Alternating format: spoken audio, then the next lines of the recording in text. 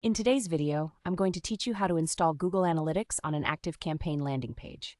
If you find this useful, consider subscribing and liking the video. So, let's get started. First, you'll want to navigate to your pages within ActiveCampaign. From your home screen, look to the left-hand menu where you will see an option labeled Website.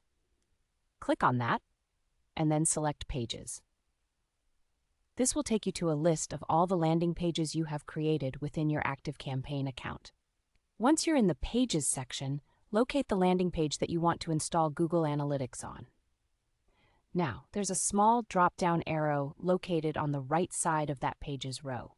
Give that drop-down arrow a click, and it will reveal several options. For our purposes, you're going to want to select View Page Settings.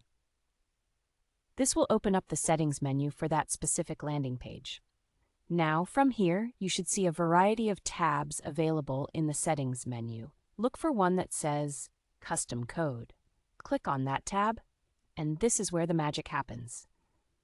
The Custom Code section is a great place to add any tracking or custom scripts that you need to further analyze your traffic. Now at this point, you'll need to paste your Google Analytics tracking code. If you don't already have this code, you'll want to log into your Google Analytics account and grab it from there. Once you have your tracking code, return to the ActiveCampaign interface. In the Custom Code section, you'll find a box labeled Header. Simply paste your Google Analytics script directly into the header box. It's important that you place your tracking code in the header because this ensures that you can still track your users even if the full page doesn't load completely. This way, you will not miss out on valuable data about your page visitors. After pasting your code, make sure to save your changes. Look for a Save or Update button and give that a click.